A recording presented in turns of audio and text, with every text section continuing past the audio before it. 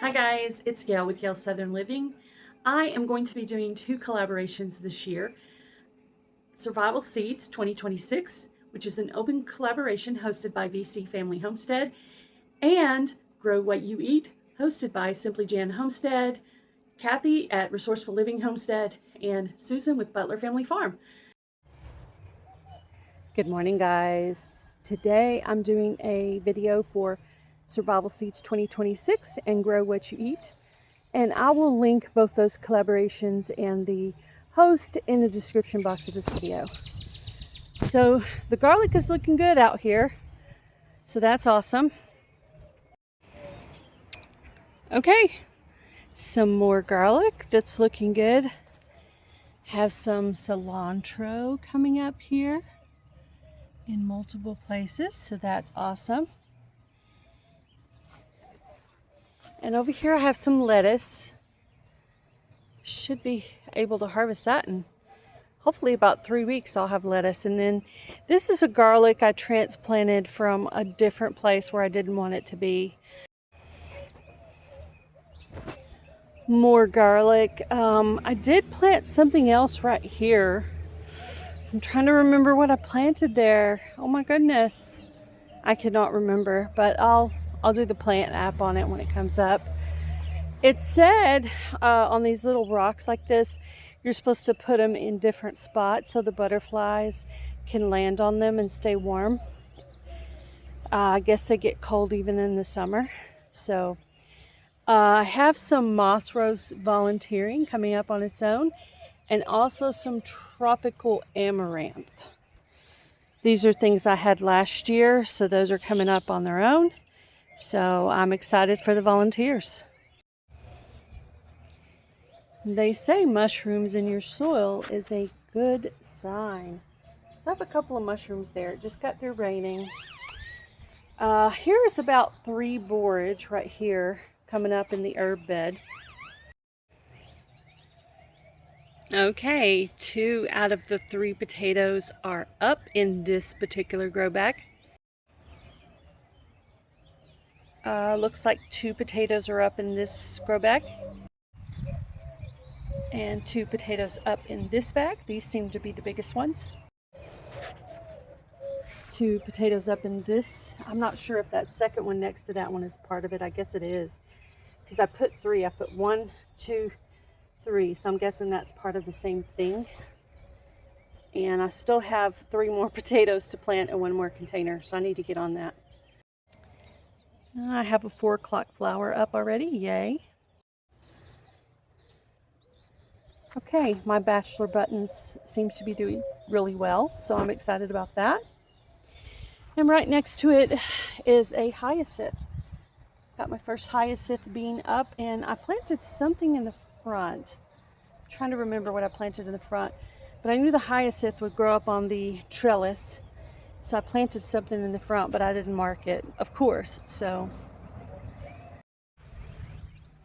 had to pull a few weeds out of this section, but there's a tiny little sprig of dill right there. So I have my first dill coming up.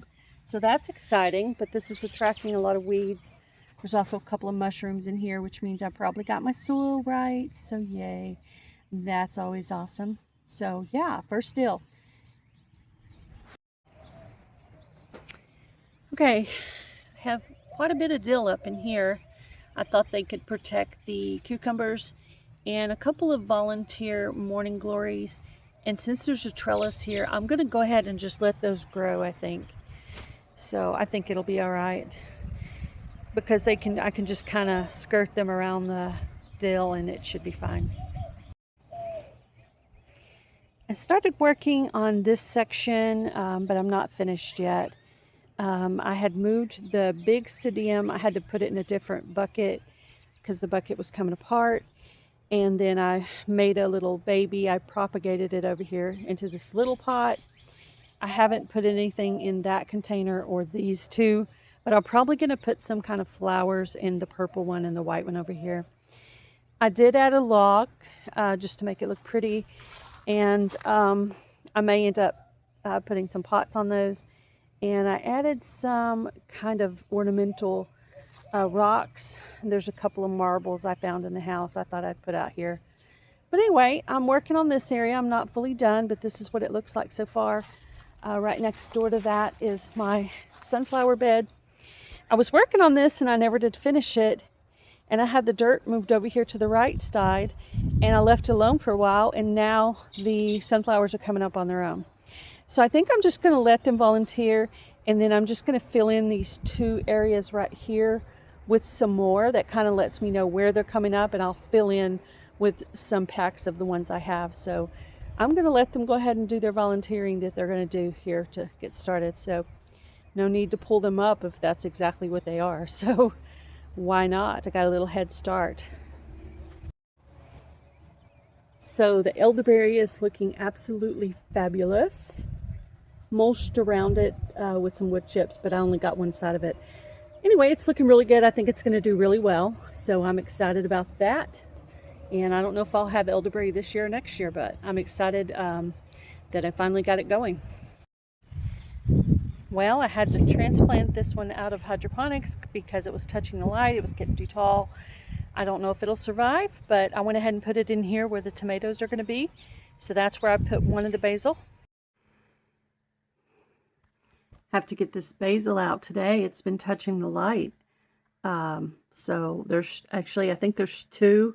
Once I get those 2 out, I'll have to see if there's more, but I got to get these out in the garden today, whether they survive or not, because they're just, yeah, they're way too big. This is the Italian basil I think I got from Wendy from Hardneck Farms.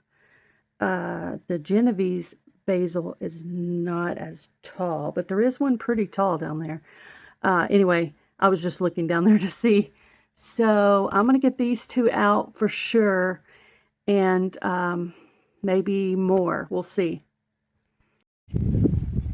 Another strategy I'm going to try this year is to add the basil right next to where the squash is going to be. So these are going to be my 2 zucchini beds here. This is going to be bell pepper.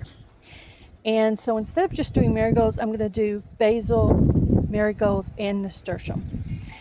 And I'm just going to line this row with those buckets. And we'll see how it does. I won't have any protection on that side. I did add one marigold to the end of that one, and I'll probably add a marigold to this end down here too. So try to keep my squash as protected as I can from the squash bugs. I haven't quite figured out the whole thing with the squash bugs yet. So anyway, I'll keep trying things until something works, right?